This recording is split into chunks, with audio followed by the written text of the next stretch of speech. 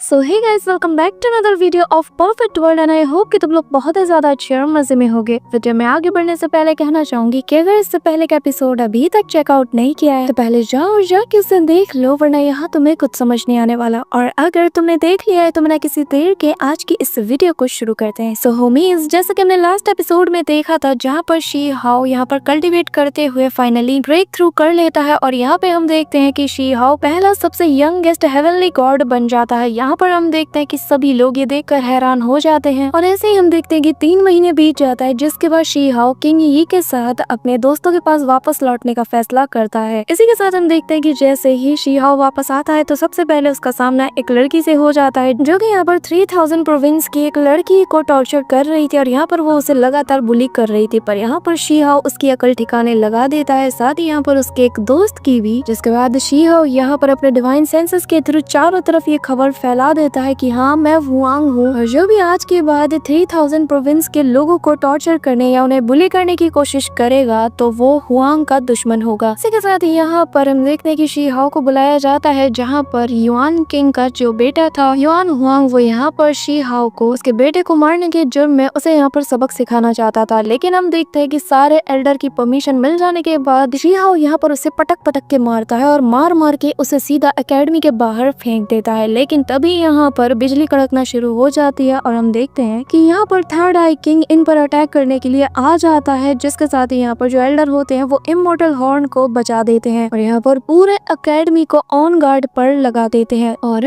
आगे से होमीज, हमारे इस एपिसोड के स्टार्टिंग में ही हम यहाँ पर थर्ड आई किंग को देखते हैं। साथ ही हमें बताया जाता है कि असल में ये थर्ड आई किंग नहीं बल्कि उसका एक इल्यूजन है जो कि यहाँ पर अपने डिसेंडेंट की मौत का बदला लेने के लिए आया है। यहाँ पर हम देखते हैं कि ये जो थर्ड आई किंग का इल्यूजन है वो यहाँ पर एक टाइप के एंशिएंट लैंग्वेज का यूज करता है, जिसे समझने के लिए एंडर यहाँ पर अपनी एक टेक्निक का यूज करते हैं, जिसके बाद वो यहाँ पर उसकी लैंग्वेज को समझ पाते हैं और बताने लगते हैं कि ये अपने किसी डिसेंडेंट की मौत का बदला लेने के लिए यहाँ पर आया है। जिसके बाद यहाँ पे थर्ड आई किंग कहने लगता है कि अगर तुम लोग उस बंदे को हमारे हवाले बिना किसी कंडीशन के चुपचाप हमारे हवाले कर देते हो तो हम भी यहाँ से चले जाएंगे। जो सुनकर यहाँ पर सेकंड एल्डर कहने लगता है कि ये तो सरासर बकवास है। जिसके बाद यहाँ पर थर्ड आई किंग अपने कुछ एंशिएंट टेक्स्ट के थ्रू इन लोगों को दोबारा से चेतावनी देता है और यहाँ पर कोई भी उसकी बात नहीं मानता। यहाँ पर हम देखते हैं कि इमीडिएटली थर्ड आई किंग यहाँ पर अपने इल्यूजनरी वेब का यूज करना शुरू कर देता है और यहाँ पर इन सभी को ट्रैप करते हुए कहता है कि हमारा रियलम तुमसे कई गुना ज्यादा स्ट्रॉन्ग है, हमारे रियलम का दाव भी कंप्लीट हो चुका है, तो आखिर तुम लोगों की हिम्मत कैसे हुई मेरी बात को डिसोबे करने की। जिसके बाद वो यहाँ पर अपना इल्यूजन ट्रैप इन लोगों पर करने लगता है, जिससे हम देखते हैं कि रेड कलर की गैस चारों तरफ छाने लगती है और इन सभी को यहाँ पर बहुत से इल्यूजन्स दिखाए जाते हैं, जिसके जाल में यहाँ पर जितने भी ठरकी स्टूडेंट्स होते हैं वो फंसने लगते हैं। लेकिन यहाँ पर एल्डर अपनी ताकत का यूज करके उन्हें उस स्पेल से आजाद करा लेता है और कहने लगता है कि तुम लोगों को शर्म आनी चाहिए कि इतनी मामूली से ट्रिक में तुम लोग फंस गए। अब यहाँ पर फर्स्ट इल्यूजन काम ना आने की वजह से जो थर्ड आई किंग होता है वो यहाँ पर डबल इल्यूजन का यूज करता है, जिससे अब यहाँ पर इन लोगों को ताकत के इल्यूजन्स दिखाए जाते हैं, जिसके अकॉर्डिंग कि अगर ये लोग इसका साथ देते हैं तो वो इन्हें बहुत ही ज्यादा ताकत देगा। यहाँ पर हम देखते हैं कि जो एल्डर होते हैं वो यहाँ पर उसके इस इल्यूजन को भी तोड़ देते हैं कि तभी यहाँ पर दूसरा एल्डर कहने लगता है कि तुम्हारे ये ट्रिक्स हम पे काम नहीं करेंगे, बेहतर होगा कि तुम यहाँ से चले जाओ। जिस पर यहाँ पर थर्ड आई किंग कहने लगता है कि हम तो सभी को वो दुनिया देना चाहते हैं जहाँ पर सभी लोग इमॉर्टल्स होंगे, सभी के पास बहुत ताकत होगी, तो बेहतर होगा कि हमारी बात मान लो। यहाँ पे हम देखते हैं कि शी हाओ उस मिरर को ही तोड़ देता है, जिसके जरिए से यहाँ पर ये लोग इल्यूजन्स को क्रिएट कर रहे थे और फिर शी हाओ कहने लगता है कि ये सब कुछ तुम्हारी एक चाल है, तुम्हारी चीप मैजिक ट्रिक जो कि यहाँ पर काम नहीं करेगी। जिसके बाद यहाँ पर थर्ड आई किंग कहने लगता है कि ठीक है, फिर अब मैं तुम्हें दिखाता हूँ कि इमॉर्टलिटी की ट्रू पावर क्या होती है। ये कहते साथ ही यहाँ पर वो एक टेलीपोर्ट को एक्टिवेट कर देता है। जिसके बाद यहाँ पर हम एक बंदे को देखते हैं जो कि दिखने में ही बवाल लग रहा था और यहाँ पर हमें बताया जाता है कि इस बंदे का नाम दागु यून है और जिसकी cultivation rank heavenly God realm है। साथ ही हमें बताया जाता है कि ये नेदर वर्ल्ड के एक मैसेंजर में से एक है। यहाँ पर ये बंदा आते साथ ही अपनी पावर को अनलीश करने लगता है, जो देखकर एक एल्डर कहने लगता है कि इन लोगों ने 2 रियलम को कनेक्ट करके एक जिंदा इंसान को यहाँ पर भेज दिया, सच में इनकी ताकत बहुत ज्यादा है। यहाँ पे थर्ड आई किंग अपने वेब से अपने ही मैसेंजर को यहाँ पर पूरी तरीके से ट्रैप करके उसे इंजर्ड कर देता है, जिससे उसकी बॉडी से गोल्डन लिक्विड बाहर निकलता है। जिसे देखकर यहाँ पर एल्डर कहने लगता है कि ये तो एंशिएंट गोल्डन क्लैन से बिलोंग करता है और जो कि हमारे रियलम से बिलोंग करते थे, तो आखिर ये गोल्डन लिक्विड एक ओरिजिनल लैंड के बंदे के अंदर से कैसे निकल सकती है। जो सुनकर यहाँ पर वो जो थर्ड आई किंग था वो कहने लगता है कि ये सवाल तो तुम्हें खुद से पूछना चाहिए। तुम जिन अपने सो कॉल्ड गार्डियंस के नाम पर इतना ज्यादा उछलते थे, जरा पता तो लगा लो कि आखिर उन्होंने पास्ट में क्या किया था और वो कहाँ से बिलोंग करते थे। यहाँ पर हम देखते हैं कि फर्स्ट वॉर गॉड कहने लगता है कि इसकी बातें कोई भी नहीं सुनेगा। ये यहाँ पर बस 9 हेवन और 10 अर्थ के जो गार्डियंस है उन्हें डिसरिस्पेक्ट करने की कोशिश कर रहा है। यहाँ पे ये सुनते साथ ही जो थर्ड आई किंग है वो यहाँ पर गोल्डन ब्लड के जरिए से यहाँ पर एंसेस्टर की मेमोरीज दिखाना शुरू कर देता है और कहने लगता है कि जरा देखो यहाँ पर पास्ट में इन लोगों ने कितने बड़े बड़े सिन किए हैं और ये लोग कहाँ से बिलोंग करते हैं। तुम लोगों ने आज तक बहुत से सच पे पर्दा डाल के रखा है, लेकिन चिंता मत करो, अब जबकि मैं यहाँ पर आ गया हूँ तो यहाँ पर हर एक को सच्चाई का पता चल जाएगा। और एक बार तुम सभी को जब सच्चाई का पता चल जाएगा तो मुझे यकीन है कि तुम सभी लोग हमारे रियलम का ही साथ दोगे और जब तक तुम हमारे लॉर्ड को फॉलो करते रहोगे तब तक तुम्हारी सांसें चलेंगी और जिसके बाद तुम हमारे रियलम में एंटर हो सकते हो और हमारा हिस्सा बन सकते हो। यहाँ पर देखते हैं कि वो सभी का ब्रेन वॉश करने की कोशिश करता है, जो देखकर एल्डर्स इमीडिएटली अपनी पावर को गैदर करते हुए सीधा उस पे अटैक कर देता है और यहाँ पर उसे सप्रेस करने की कोशिश करता है। जो देखकर यहाँ पर थर्ड आई किंग का सेकंड हेड यहाँ पर बोलने लगता है, तुम सभी लोग कान खोल के सुन लो, इनकी बातों पे ध्यान मत दो, जल्द से जल्द हमारा साथ दो ताकि तुम्हारी जान बच जाए, तुम लोग इमोर्टल बन जाओ और ये हमारी तरफ से तुम्हारा पहला तोहफा होगा। तो सोच क्या रहे हो, जल्द से जल्द हमारे साथ जुड़ जाओ। यहाँ पर हम देखते हैं कि जो मोशियान होता है वो भी ये सारी चीजें देख रहा था। यहाँ पर हम देखते हैं कि एल्डर्स की वो सीलिंग टेक्निक काम करने लगती है और यहाँ पर उस थर्ड आई किंग के इल्यूजन को ये लोग पूरी तरीके से सील करके यहाँ से गायब कर देते हैं। लेकिन जाते हुए फिर भी थर्ड आई किंग कहने लगता है कि विश्वास अच्छी बात है लेकिन अंधविश्वास अच्छी बात नहीं है। जरा अपनी आंखें खोलो, अपने आसपास देखो कि चल क्या रहा है, सच्चाई का पता लगाओ इससे पहले कि बहुत देर हो जाए। यहाँ पर हम देखते हैं कि इसी के साथ ही ये लोग उस इल्यूजन को पूरी तरीके से फ्रैप कर लेते हैं, जिसके बाद सीन शिफ्ट होता है और हमें कुछ देर बाद का सीन दिखाया जाता है जहाँ पर इन लोगों ने यहाँ पर उस मैसेंजर की बॉडी को बांध के लटका के रखा था। अब यहाँ पर हम देखते हैं कि एक एल्डर सीधा अपनी पावर का यूज करते हुए उस बंदे के ऊपर से, यानी कि जिसका नाम दुगो युन है, उसके चेहरे से इसका मास्क हटा देते हैं, जिसके साथ ही वो यहाँ पर मुदाओ से पूछने लगता है कि बताओ क्या तुमने इसे पहले कभी देखा है। जिस पर मुदाओ सबसे पहले से गौर से देखता है लेकिन तभी वो अपना सर ना में हिला देता है। जिसके बाद दुगो युन कहने लगता है कि मैंने फॉर्जन इमोर्टल क्लैन को बहुत लंबे अरसे तक फॉलो किया है और सिर्फ पियरलेस हेवनली जीनियस जो होते हैं वही मुझे जानते हैं और मोशियान यानी कि जिसे तुम मुदाओ कह रहे हो वो वैसे हेवन सेंट जीनियस है और मोशियान तुम मुझे जानने के लिए क्वालिफाइड नहीं हो। ये कहते साथ ही वो यहाँ पर अपनी आंखों में एक बहुत ही खतरनाक किलिंग इंटेंट शो करता है, जिसे देखते साथ ही यहाँ पर मुदाओ कहने लगता है कि क्या तुम मेरी सिस्टर को जानते हो। इसके बाद यहाँ पर दुगो युन अपनी पावर को एक्टिवेट करते हुए कहता है कि मैं दुगो युन हूँ जो कि गार्डियंस का डिसेंडेंट हूँ और मैं जिस रास्ते पर चला हूँ इसका भी एक पर्पस है, वो ये कि जिन्होंने मेरे एंसेस्टर को बिट्रे किया है मैं उन्हें मौत के घाट उतार दूं, क्योंकि जान का बदला जान से ही लिया जा सकता है। ये कहते साथ ही हम देखते हैं कि वो अपने हाथों में लगी उन बेड़ियों को खोलना शुरू कर देता है। साथ ही बताता है कि उस जमाने में जो गार्डियन क्लैन के लोग थे उन लोगों ने 9 हेवन और 10 अर्थ के लिए अपनी जी जान लगाकर फाइट किया, पर एंड में उन्हें क्या मिला,